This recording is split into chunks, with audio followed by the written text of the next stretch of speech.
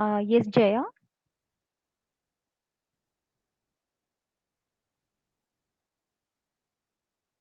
Jaya, you want to say something?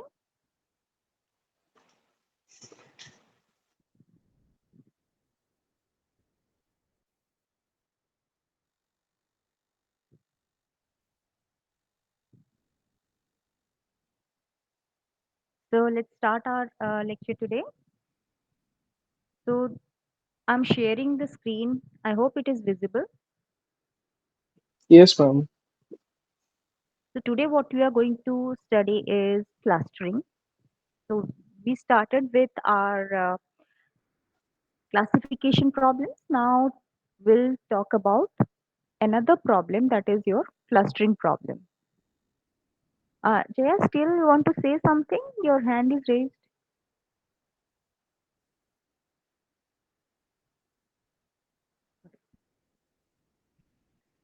So if you talk about clustering, this is simply going to be an unsupervised machine learning approach where we have the data. That means we have collected data for different data points, but we don't have the labels. Okay. So when we have a unlabeled data set available, so what we can do with those kind of data? So if you want to find out the insights, okay. So basically what we try to do is find out which data points are similar enough, okay, and try to group them into one cluster or one group. That means all the data points which belong to a particular group, they represent some trend. Okay. So what trends they do represent and everything, that is the second phase. The first thing is how we are going to cluster them into different groups. So basically what will be one of the requirements is we will be needing some similarity metrics. So we studied about different distance matrices, right? Like Euclidean distances, absolute distances, Manhattan distance, and so on, right? So you can make use of these matrices and identify which data points are similar, right? So some similarity matrix is used and we'll be able to cluster all the data into different groups. And now each cluster will be identified by a cluster ID only, right? So you can have many examples like this, like if you want to cluster some documents by its topic, okay? So document clustering, right? Grouping different organisms based on their genetic information and so on, right? Now, but when we are doing this clustering in our computer science field or in our machine learning field, for what purpose we can make use of this clustering on, right? So if you're going to use this clustering, majorly three different purposes we can meet, right? One, the clustering can be used for generalization. Now, generalization, when we did our exploratory data analysis, we came across something called missing features, right? So, for example, if you're collecting the data from different resources and you have a huge collection of data, but there are some attributes or some features where we find some missing features. Like, for example, if you are using a sensor and continuously you are going on recording the sensor data, so there might be some durations when there are fluctuations and the data is not recorded, right? So if such missing features are there in the unlabeled data that you have collected, then how to handle these missing features, right? So what you did when you did for classification. So suppose you had some labeled data set. How did you handle the missing features? Anyone?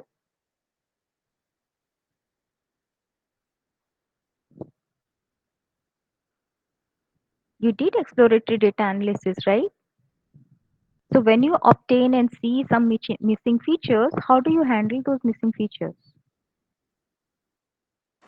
Either we remove the entire row or we replace it by the median or mode or something like that.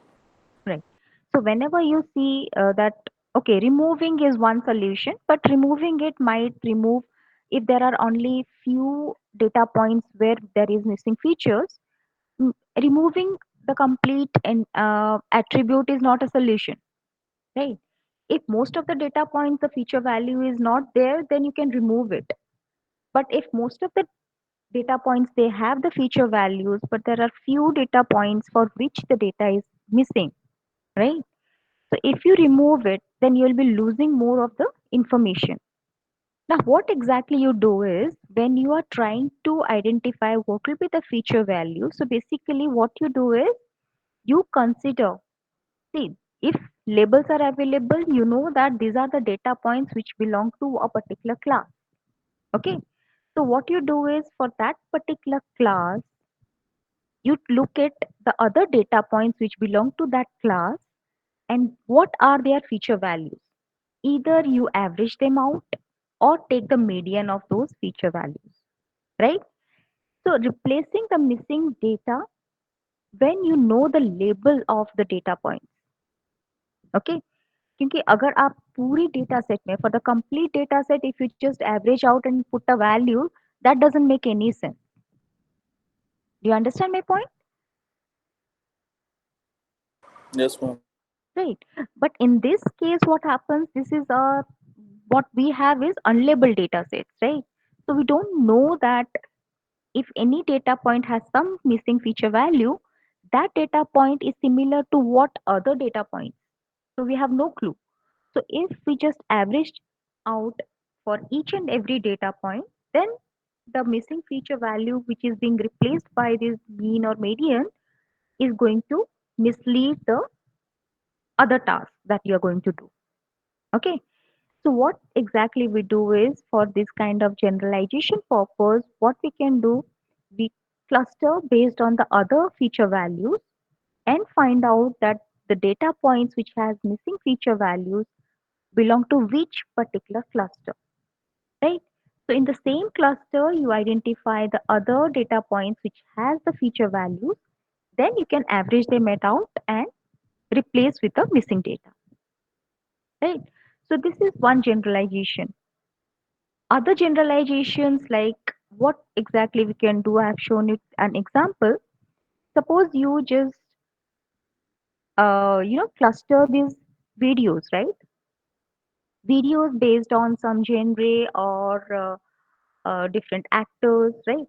So once you cluster videos in a particular cluster, when you find there are many popular videos, but these videos are very much similar to other videos because they are clustered into the same group, but those are not that much popular, right?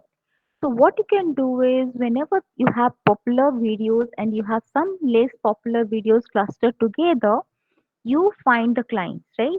So how these popular videos, so less popular videos can be clustered with more popular videos to improve the video recommendation. So when you are being recommended, there might be some popular videos along with which some less popular videos are also being recommended. Okay, so you can just generalize some that there can be many generalization purposes for which this clustering will be useful. Okay. Second type of use for clustering can be for data compression. That means think about you have thousands number of attributes representing a single data point. So what you did is you did clustering. Now you got let's say 10 different clusters. That means the complete data set is divided into 10 different clusters. Okay. Now each cluster is given a cluster ID, right? So now every data point that belongs to the first cluster has ID only one. All the rest of the data points which belong to the cluster number 2 has an ID 2. So now every data point is now only represented by a single ID, and that ID is its attribute which is representing this data point. Okay, so this will now reduce your uh, complexity, right? Complexity in the sense, just give a second.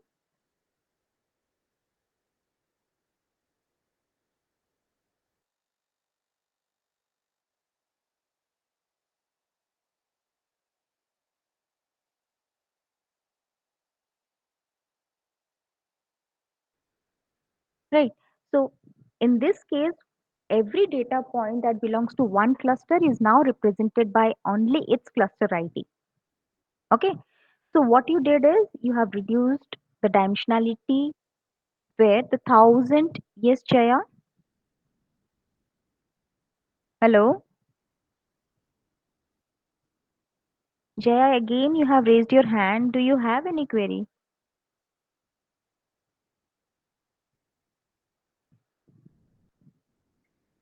Okay. Now, third use of clustering will be your privacy preservation. Okay. So privacy preservation, how we can preserve the privacy? See, if for the cluster, so all the data points which belong to one cluster, now we are representing by not the attribute values directly, but they are represented by the cluster ID. Okay. So this is some kind of an encryption that you are providing. Okay. So all the real data is not now visible to the other applications. So to other applications, only the cluster ID is the representation for all the data points, right? So some way the privacy is being preserved. Okay. So like for example, when you add video history for YouTube users, right? So instead of relying on the user ID, cluster users and rely on the cluster ID instead. Okay. So now the model cannot associate the video history with a specific user, but only with the cluster ID. Okay, so the YouTube users user ID is going to be the privacy of those users are going to be maintained. Okay, so clustering might get many such applications, but when you categorize basically for generalization purpose or reducing the dimensionalities like data compression purpose or privacy preservation. These three are the main applications for which the clustering beyond your actual clustering purpose, you can make use of the clustering task for these problem statements, right? So once talking about the clustering, the first thing that you do is you prepare the data, okay? Then you create a similarity metric, right? And then apply some clustering algorithm. If you're not satisfied with the result that you're getting, then again come back, again prepare the data in some way. Maybe you use different similarity metric or reduce the threshold values and so on. Apply the clustering algorithm and so on, right? So this is the complete clustering system that can be represented by this three different modules. Okay. Next, let us look at what might be different types of clustering. That means when you do this clustering task, all the algorithms can be divided into different types of clustering algorithms. Some algorithms, they are centroid based clustering approaches. Okay. Now, centroid based clustering algorithms do what? If you have all the data points, okay, the clusters are represented by its centroid, where centroid can be its mean value or median or weighted mean. That depends on what kind of metric you are using. Okay. So every cluster will be represented by its centroid value. So the very popular one is actually your k-means clustering algorithm that most of you have heard about or used it, right? So when once you go for doing this kind of clustering, see, we will study about these algorithms later. I'm just giving you the different classes or different categories of these algorithms. Okay. So there might be many k-means, k-medoid, and there are many algorithms which are centroid-based clustering algorithms. Okay. So what is the characteristic of centroid-based clustering algorithm is they are very sensitive to the initial conditions and outliers because once they start, you need to know which data points. See, initially these data points will be there scattered in the feature space, right? You have to choose some initial point which will represent the centroid for one cluster, right? So randomly choose. So if you have chosen these four different centroid points or vectors to represent the centroid of different clusters, then you might end up with these four different clusters, right? But if you have chosen this to be the initial centroid value, this is another and this is another. Only three centroids you have selected initially, so it might cluster them into three different clusters. So finally, the clusters that you are getting actually very sensitive to the initial positions that you select. Okay. So the initial how many points you are selecting. So predefining the number of clusters. Again, it will be the clustering results will be dependent on those. So there are parameters like initial how many centroid points you are selecting that will define the number of clusters all the data points are going to be clustered into, and where the initial points are being selected that will change the results that you are getting. Okay, and these outliers are going to affect the clustering also. Okay, so the centroid based clustering algorithm is actually dependent on all these parameters. So it is very much parameter dependent. Okay, but this is going to be very simple algorithm. So we'll look into this k-means and k-metroid algorithms, how they do the clustering. Okay, but this is what the centroid based clustering algorithm signify. Okay, so talking about different types of clustering, next type of clusters that you get is density based clustering. So we'll study different density based clustering algorithms also, but what is the basic approach here is it will start with data points and it will start calculating the density. Okay, so density might be used, calculated based on its mean and standard deviation. So how much populated this area is, right? And you provide a threshold that beyond, see, if you go on including these data points, how much is the density value of that particular area? Okay, so if you go on including these data points, how much will be the density value, right? So beyond a threshold value that you define for the density, okay, if it goes beyond that, then you stop expanding the regions. Okay, so you started with one data point, right? Now see the neighboring data points. Neighboring data points, how will you find? Using some distance matrices. Okay, now shall I include these data points into one cluster? So if I include, how much will be the density value? Okay, so if it goes beyond your threshold, you're not going to include. Otherwise, you're going to include it and the region is going to expand. So this way, the region expands, okay, maintaining the density within the cluster. And finally, you'll be getting, for example, in this case, you got only two clusters. And what you can observe here is you'll find some data points scattered which are not within any of the clusters. Okay, why this happened? Because if I try to include this data point within this cluster and the region is expanded, the density within the cluster is going beyond the threshold value. So this is not being included in any of these clusters. And these are what? These are nothing but your outliers or noise. Okay. So to summarize, if you talk about this density based clustering, now what happens is this type of algorithms allow arbitrary shaped distributions. That means since you can see the clusters, they are arbitrarily shaped. Okay.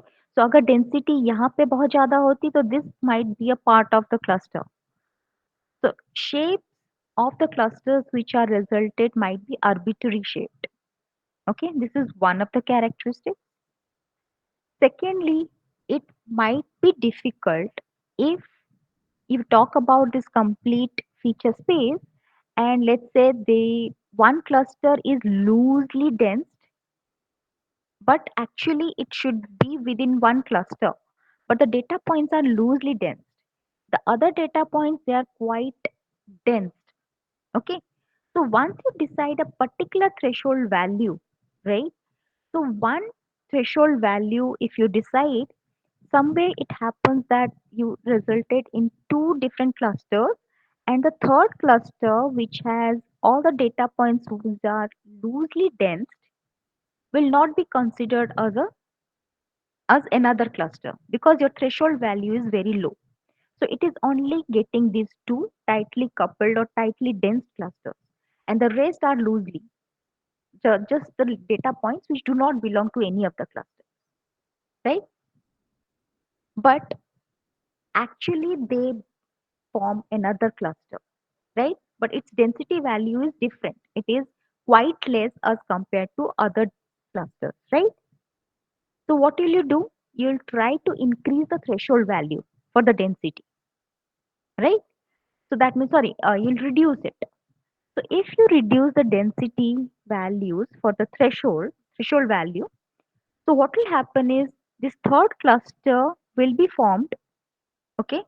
But what might happen is these two data points, that means if I try that, if I merge these two clusters, that is also, I mean, approving the threshold value. Okay. So if the threshold value for the densities is decreased, what might happen is this cluster will be formed, okay? But this two clusters might be combined to form a single cluster, right? So when you have different or varying densities among the clusters, that means one is densely populated, the other cluster is not that densely populated.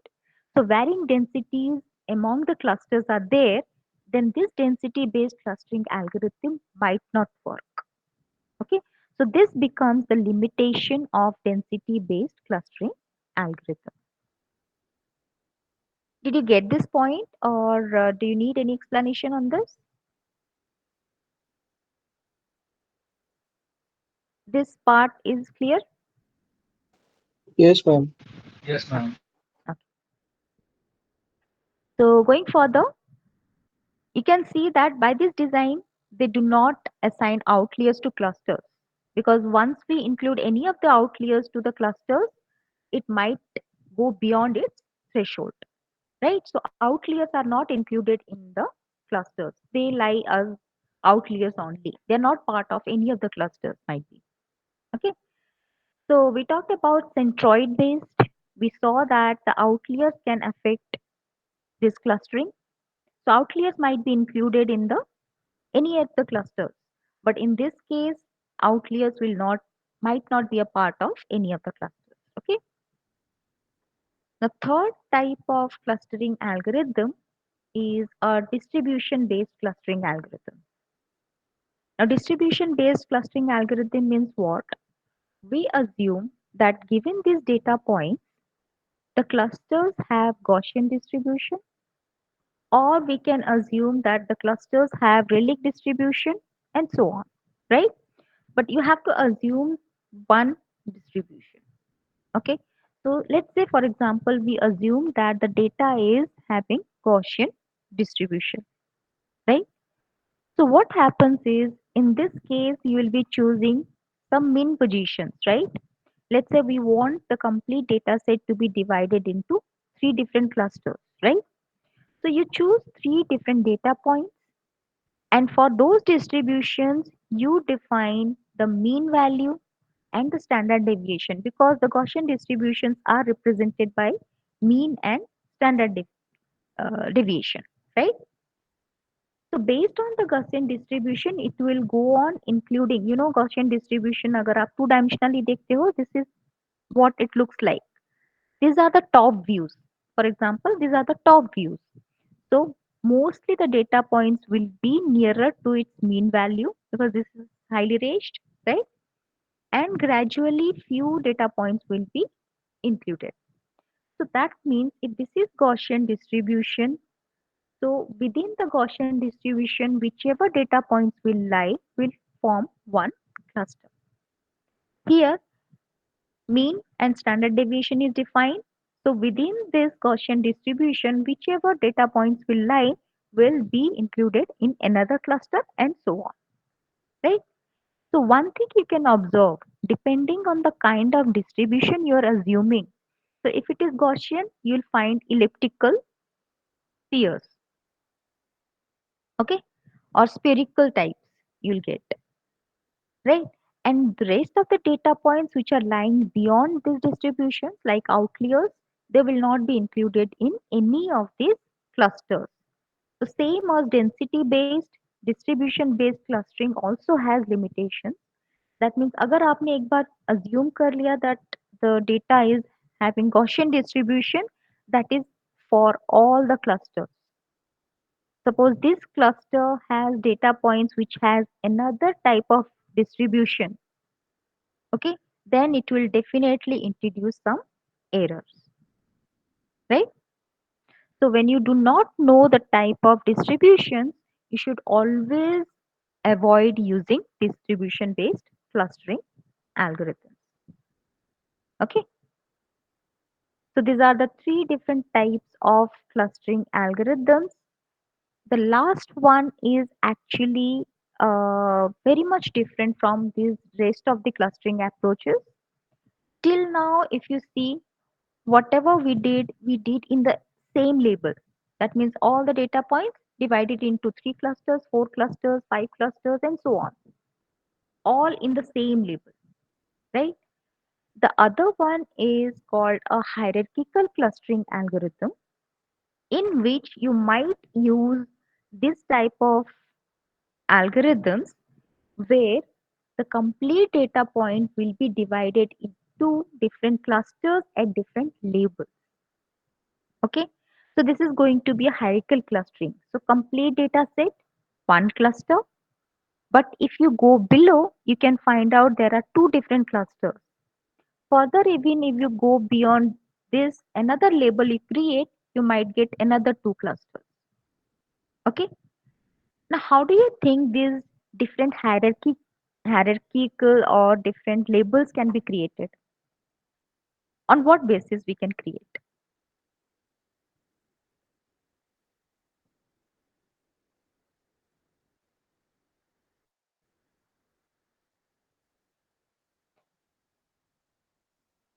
On what basis we can have different labels of clustering? That means creating a hierarchical clustering.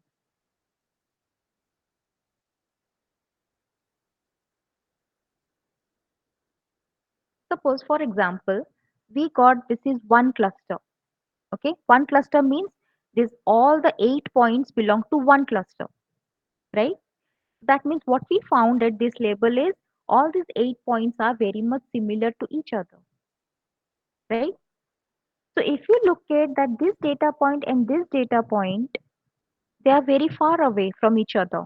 That means the threshold that you have decided will be very large. Okay, so that means a threshold which is decided on the distance between two different data points will be very large to accommodate all these data points into a single cluster, right? So at the next label, if you decrease that threshold value, okay, so if you look at this cluster, these two data points or these two data points are at a distance which is very much less than this distance, right? So when you decrease that threshold, now further the same cluster will be divided it into two different clusters, right? So different labels for the hierarchies are actually nothing but the cutoffs or threshold that you decide. So if you gradually go on decreasing that cutoff value, right? So you might end up with individual data points making 8 different clusters. Okay. If you increase that cutoff value, you might end up with 4 different clusters here, right?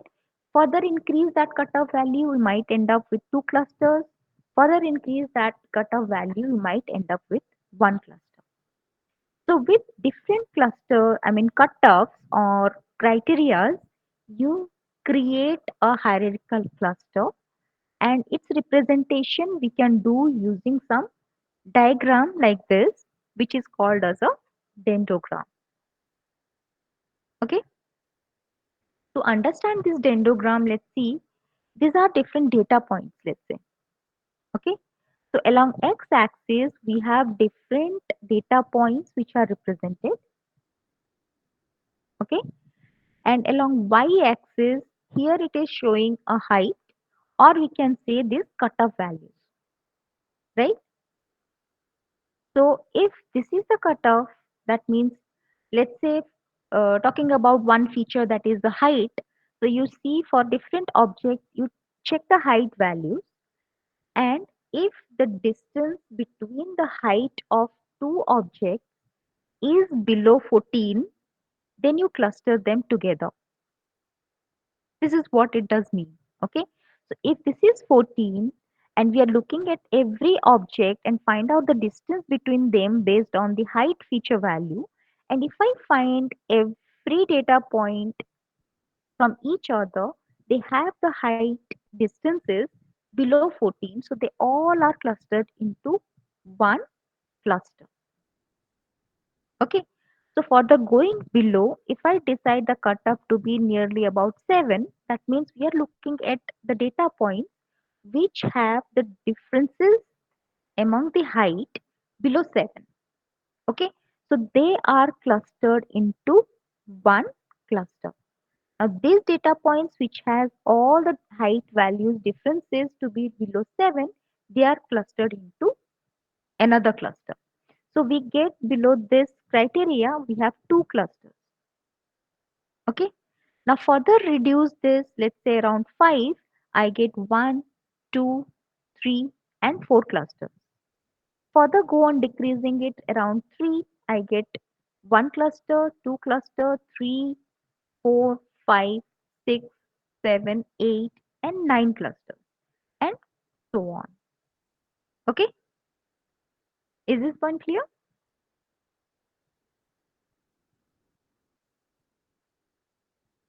Any confusion on this? No, ma'am. Okay. So this is how we represent the cluster dendrograms. Now let us see what are the different types of hierarchical clustering. That means we had clustering divided into three different types: centroid based, okay, second is density based, third is your distribution based, okay, and then we had another category which is hierarchical clustering. The hierarchical clustering can again be divided into two different types of approaches. One is called agglomerative. Agglomerative is completely bottom up approach, and the other type of hierarchical clustering can be your divisive approach, which is top down approach. Okay. As the name says, bottom up approach means what?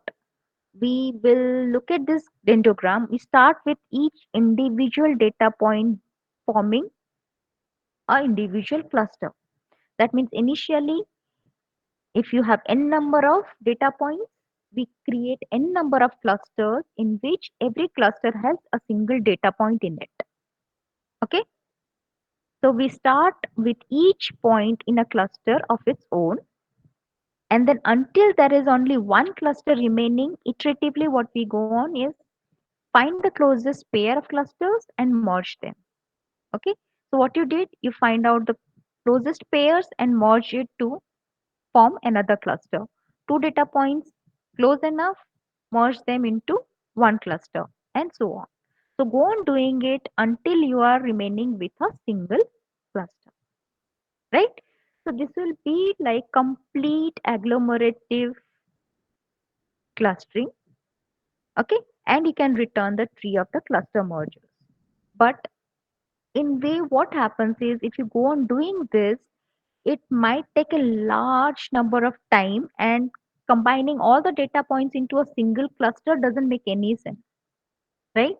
So you can have different termination logics also. So you can have some early stopping criteria decided. So early stopping आप कैसे कर सकते हो based on different logics. First criteria might be the number based criterion. That means if you know or assume that the complete data set must be divided into four clusters, Then you go on doing this, taking individual pairs and go on merging until you reach to four clusters. Once you get four clusters, stop there. Okay, so four or less. So number based criterion you can have. Another thing is distance based criterion you can define for early stopping. What might be the distance based criterion? That means you're not supposed to include the data points into a single cluster if the distance goes beyond 5.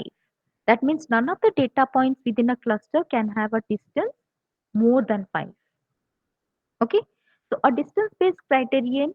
So once you see that before beyond this, if I go and try merge the clusters, the distance among the data points might increase beyond 5.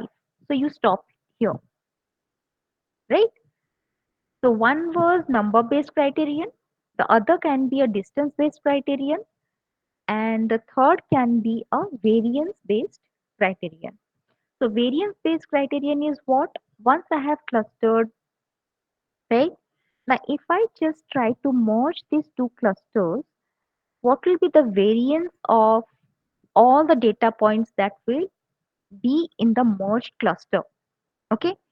So if that variance is beyond a threshold that you define for the variance values, then you are not supposed to merge further. Okay. So there can be three different types of criterion defined so that this agglomerative method can be stopped earlier. Okay. So we don't suppose to merge all the data points to form a single cluster.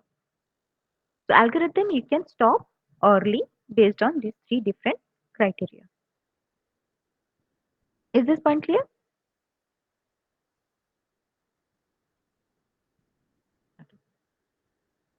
Now the question is, if there are two different data points, it's fine. How to find out the distance between two data points is clear. Okay, Euclidean distance or absolute distance and so on. Now when I say this cluster and this cluster, so what is the distance between these two clusters? Because each cluster contains a number of data points. So how to measure or how to find out the distance between two clusters, right? So there are different methods or ways finding the distance between two clusters. Okay, based on which further this hierarchical, I mean the clustering algorithm can be divided into four different categories.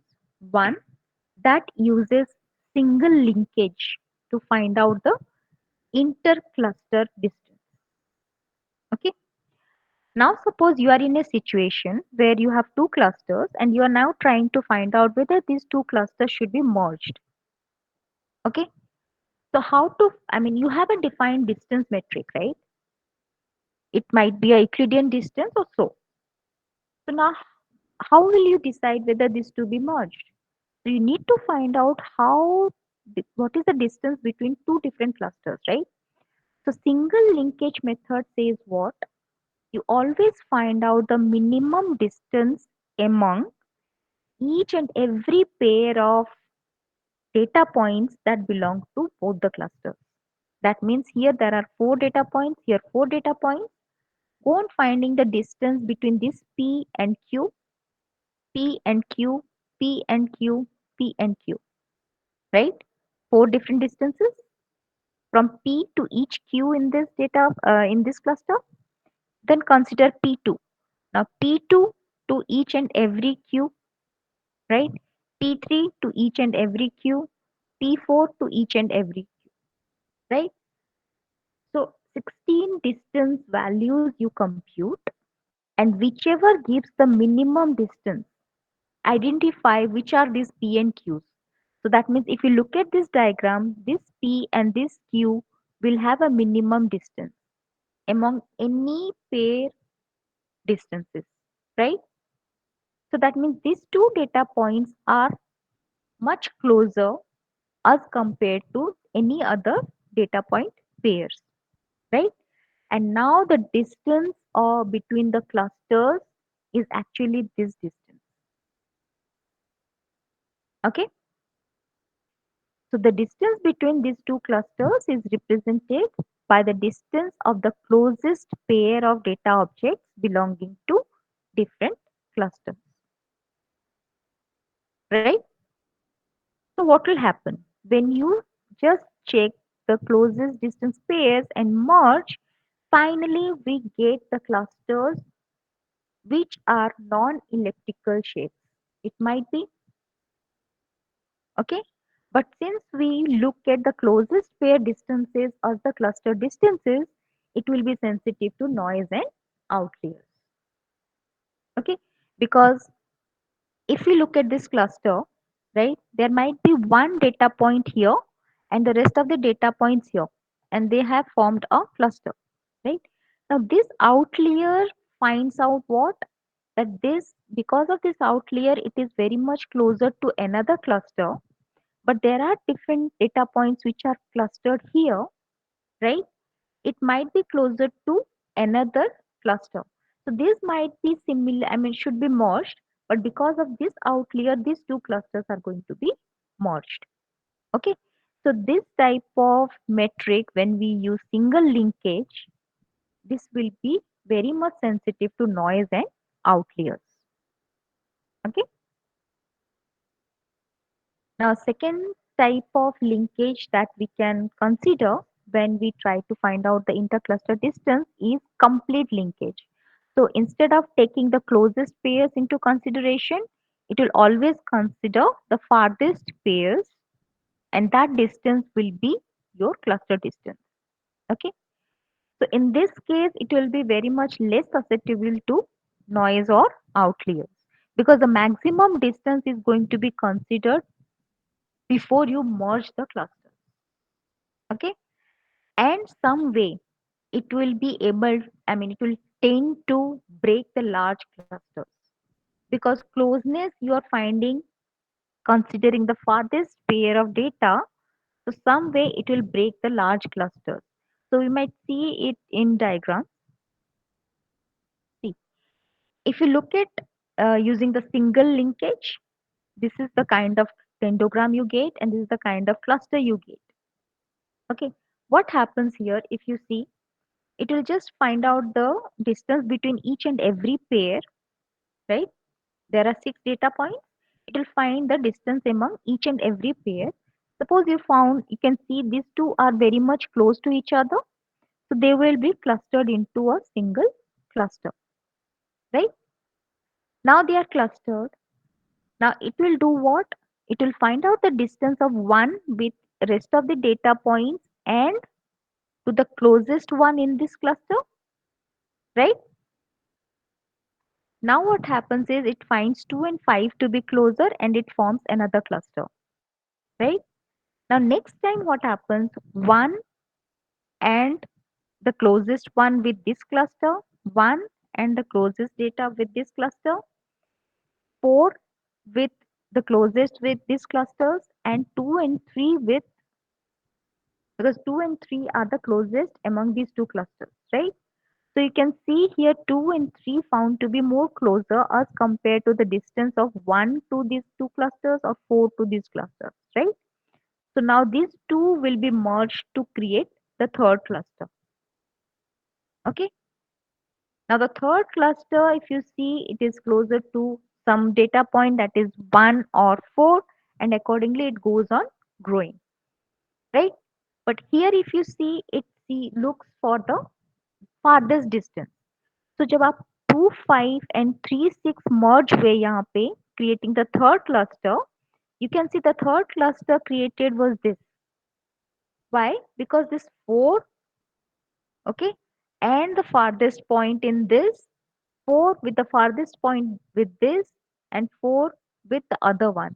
So in तीनों में if you see 4 is much closer to this cluster, and that farthest distance which was minimum, they were chosen to form one cluster, right? Okay. So if you see, if we change the linkages that you are considering, whether you are considering single linkage, you are considering complete linkage, you can see there will be a difference in the type of clusters that you are getting. Okay. There comes average linkage. Average linkage takes the advantage and limitation of both, because here we are not looking only into the closest pairs or the farthest pairs. It averages each and every pair distances. तो जो आप 16 distance निकालोगे उन 16 का average distance you will compute, and that will be the representative distance between two clusters. Okay, so once that becomes the representative distance, so it will always compromise between the advantage and disadvantage that we get using single and complete linkage. Okay, so advantage will be that it will be less susceptible to the noise outliers because you are averaging out the distances, but it will still be biased towards the globular cluster. Globular means getting a compact cluster, right? So these are the three simplest way of finding the cluster distance, but mostly used is the word linkage. Okay, single linkage, complete linkage, average linkage, and here comes your words linkage. Because words linkage actually is based on the variance of clusters, not only a distance metric, but it computes the variances. Okay, so how this merging of two different clusters do occur is, suppose you are looking at cluster A and B, so you compute a merging cost. Okay, now what is this merging cost is? It is actually computes NA. NA means number of data points in cluster A, number of data points in cluster B. Okay, multiply divided by its summation, and you find out this distance. Okay, what is the distance between MA and MB? Now, MA, MB means what? These are the center of cluster. So, if you look at this cluster, it will find out a mean value, that means the center. Mean value, that means the center. MA, MB. Okay. So, utilize those distances between the mean positions, okay, square distances, multiply with this, right? That will give you the merging cost, right? Now, merging cost should be minimized. So that means if you have 4 to 5 clusters, which two clusters are going to be merged, which has this merging cost as minimum. Okay. So with this hierarchical clustering, sum of squared starts out at 0. That means we start with single data points forming single clusters, right? And then go on finding this merging cost and go on growing. We merge these clusters. So this is simply an agglomerative clustering approach where we make use of this word linkage, right? So it's simply a different metric which considers the variances when you are going to merge two different clusters. And this is the mostly used linkage method when we go for hierarchical clustering. Okay? So these were all your agglomerative approaches in which we can use different linkages while we are looking at merging the clusters, starting from individual data points towards creating a single cluster, right? Now, divisit is the other approach, the reverse way. That means top to down.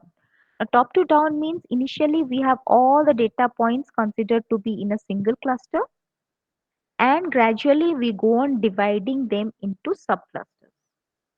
Okay. Now, how do we divide? So, this termination logic can be based on the minimum sum of squares of error, or we can make use of Gini index, okay, within the clusters. So this we see when we go and so I've given a survey. You can go through what are the different types of clustering algorithms here, and it's a good survey. Okay, so we'll do the numericals on this type of clustering algorithm. Okay, so that this concept gets more clear. Okay, so any questions on clustering today?